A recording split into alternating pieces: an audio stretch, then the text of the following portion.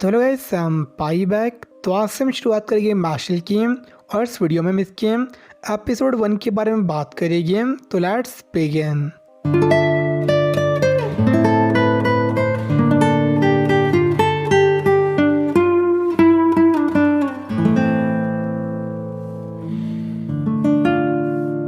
तो ये anime static magical world में जहाँ पे डिफरेंट टाइप के मैजिक एग्जिस्ट करते हैं और सभी लोग मैजिक यूज़ कर सकते हैं, और मैजिक डेली लाइफ का एक नॉर्मल पार्ट था। और वहाँ पे बिलीव किया जाता कि मैजिक एक गिफ्ट थी जिसे गॉड ने बेस्टॉ किया था, और जो मैजिक की मास्टरी थी वो इस वर्ल्ड में डिटरमाइन करती थी एक आदमी के सोशल स्टेटस को, लेकिन एक बंदी एग्जिस्टेंस इस नेचुरल ऑर्डर को डिफाई करती है। और वो है हमारा मेन कैरेक्टर मार्श बर्नहेड, और वो अपने डैड रेगुलर बर्नहेड के साथ में ह्यूमन से दूर फॉरेस्ट में रहता है। और मैश के पास में बिल्कुल भी कॉमन सेंस नहीं है, बट वो बहुत ज़्यादा काइंड और ऑनेस्ट है, और मोस्ट इम्पॉर्टेंटली वो फिज़िकली बहुत ज़्यादा स्ट्रॉन्ग है उसकी डीलिंग ट्रेनिंग की वजह से। बट स्टिल उसे एक बात समझ नहीं आती है कि उसकी सारी ट्रेनिंग या फिर वर्कआउट फिजिकल थी, और हमें पता चलता है उसकी डैडी सब कुछ कर रही थी एज मैश ऑर्डनरी नहीं था, और वो लोगों से डिफरेंट था एज वो मैजिक यूज़ नहीं कर सकता। बट उसके बारे में मैश को कुछ भी नहीं बताती, और वो वहाँ से जाने वाली थी, बट जाने से पहले वो मैश को मना करते सिटी में अकेले जाने को। लेकिन उनके जाते ही मैश सिटी की ओर चले जाता है गॉब्लिन क्रीम पफ खरीदने के लिए। परचेज करते हुए जो मास्क के फेस को कवर कर रहा था वो गलती से हट जाता है, और उसके फेस को देख के सभी लोग बहुत ज़्यादा शॉक थे। उसके फेस पे कोई भी मार्क्स नहीं थे। एज इस वर्ल्ड में जो भी लोग मैजिक यूज़ करते हैं उनके फेस पे कुछ ब्लैक लाइंस होती हैं जो मैश के फेस पे नहीं थी। तो इस चीज़ को मैजिक पुलिस को रिपोर्ट करते हैं, और वही मैजिक पुलिस में हम ब्रैड कॉलमैन को देखते हैं जो न्यूज़पेपर में एक स्टूडेंट के बारे में पढ़ रहा था जो डिवाइन विजनरी बन गया था, और साथ में ही उसे नोबेलिटी में प्रमोट कर दिया था। और ये पढ़ के ब्रैड जेलस फील कर रहा था जहाँ पे प्रोडिजीज अपनी लाइफ एंजॉय कर रही थी, और वहीं पे वो एक डल प्लेस में डल लाइफ जी रहा था। और तभी उसे रिपोर्ट मिलती है कि अनमार्क आदमी को सिटी में स्पॉट किया गया था, और वही मैच को समझ नहीं आ रहा था कि सभी लोग उसके फेस को देख के इतना शॉक क्यों थे, अपना क्रीम पफ खा रहा था। बट तभी वो एक पुलिस वाला टकरा जाता है, और वो पुलिस वाला बहुत ज़्यादा ड्रंक था, और इस टकराव की वजह से उसकी यूनिफॉर्म ख़राब हो जाती है।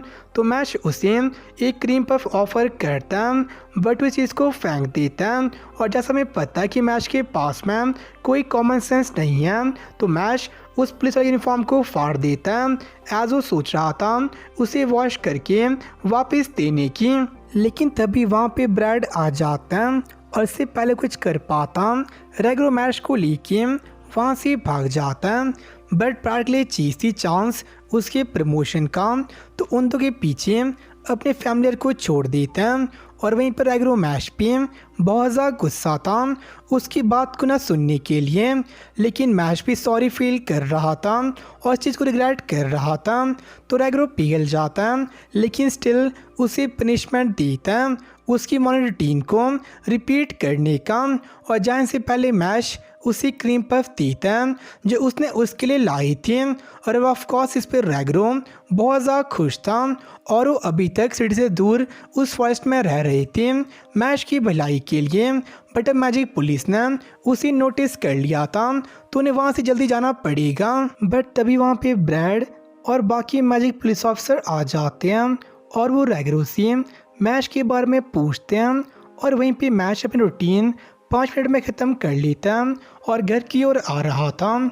और वहीं पे ब्रैड रेगुलर से इंफॉर्मेशन निकाल रहा था, और उनकी बात से पता चलता है कि मैजिक इतना ज़्यादा प्रोग्रेस हो पाया था एज उन लोगों ने इन्फीरियर ब्लड या फिर जो लोग मैजिक यूज़ नहीं कर सकते उन्हें ख़त्म कर दिया था। और ब्रैड के अकॉर्डिंग ये एक नेसेसरी सेक्रीफाइस था वर्ल्ड के प्रोग्रेस के लिए, एज लोग मैजिक यूज़ नहीं कर सकते उनके पास कोई प्रिविलेज नहीं थी, और यहाँ तक कि उनके पास कोई राइट नहीं था जिंदा रहने का। बट फिर भी रेगुलर उसे कुछ ही बताने के लिए तैयार नहीं था, और इस पे ब्रैड से बताता है कि अनमार्क को शेल्टर देना भी एक सीरियस ऑफेंस था, लेकिन अगर वो उन्हें इन्फॉर्मेशन देगा या कुछ बताएगा तो उसकी लाइफ को स्पेयर कर देंगे। बट फिर भी रैग्रो उसे कुछ नहीं बताता और हम एक फ्लैशबैक देखते हैं रैग्रो के बचपन का, जब बचपन से रैग्रो मैजिक में बहुत ज़्यादा वीक था और वो कुछ भी प्रॉपरली नहीं कर पाता था और यहाँ तो उसकी फैमिली भी उसे एक्सेप्ट नहीं कर पाती और बड़े होने के बावजूद भी वो हर चीज़ में फेल होता है। तो एज अ ह्यूमन वो कंप्लीट फेलियर था और कम्प्लीटली अनवांटेड था। तो ट्राई करता है अपनी लाइफ को एंड करने का, बट तभी उसे एक बच्चे की रोने की आवाज़ आती है और रैग्रो देखता है कि बच्चे पे कोई मार्क नहीं थे। तो ये बात बिल्कुल क्लियर थी कि बच्चे को अबैंडन किया गया था एज वो अनमार्क था और वो बच्चा उसकी तरह ही था और वो दोनों ही अनवांटेड थे। बट वो बच्चा उसे देख के बहुत ज़्यादा खुश था और ये पहली बार था रैग्रो की लाइफ में जब उसे लगा किसी को उसकी ज़रूरत है। तो उस दिन रैग्रो स्वेयर करता है कि भले ही बच्चा उस साथ ब्लड से कनेक्टेड या फिर रिलेटेड नहीं हो या फिर पूरी दुनिया उस बच्चे की एग्जिस्टेंस को डिनाई करे, बट फिर भी वो हमेशा उसका फादर रहेगा।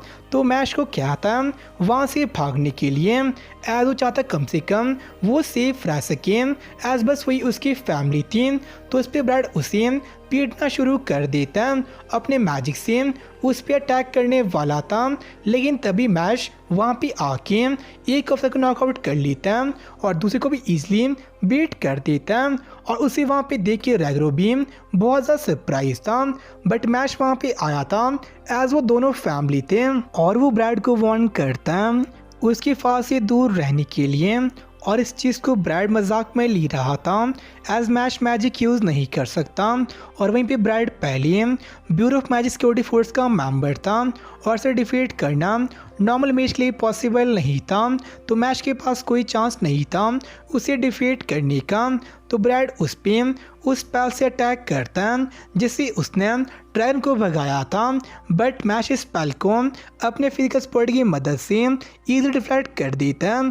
तो ये देख के ब्रैड उस पर बहुत तरह के अटैक कर रहा था, लेकिन मैश सभी अटैक को ईजिली डिवेट या फिर हैंडल कर रहा था और मैश को रैग्रो की वॉइंड मिलती है जिसे उठा लेता है और इस पर ब्रैड को लग रहा था कि वो मैजिक यूज़ कर सकता है। तो अपन डिफेंस स्पेल को एक्टिवेट कर देता है, लेकिन मैश एक स्पेल के बजाय उस वॉन्ड को थ्रो करता है और जो ब्रैड का डिफेंस था वो ईजिली टूट जाता है और इस पे ब्रैड शॉक करता और अपनी हार को मान लेता है। उसने कहीं भी वॉन्ड को इस तरह से यूज़ होते हुए नहीं देखा था और मैश उसे फिर से वार्न करता है उसकी फैमिली से दूर रहने के लिए, वरना उसे मार देगा।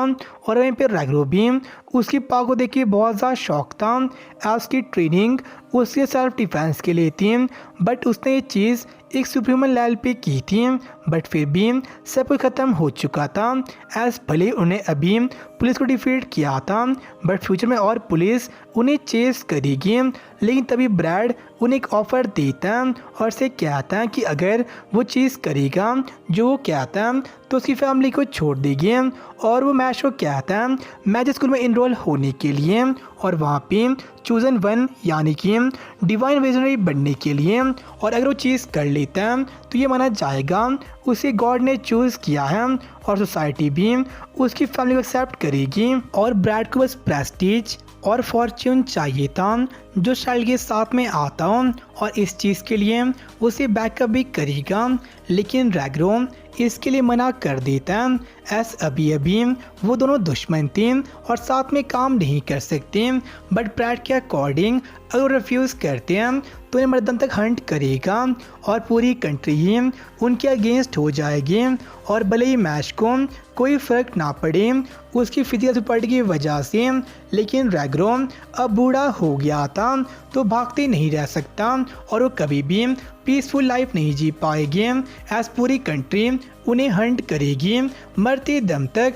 तो इस पे मैच उसके डील को एक्सेप्ट कर लेता है एज वो चाहता लोग एक नॉर्मल लाइफ जी सकें। और इस पर रैग्रो भी बहुत ज़्यादा खुश था, उसका बेटा उसके लिए इतना कुछ कर रहा था। और मैच के अकॉर्डिंग अगर पूरी दुनिया उनकी नॉर्मल लाइफ के अगेंस्ट थी तो उसे डिस्ट्रॉय कर देगा अपनी फिस्ट की मदद से।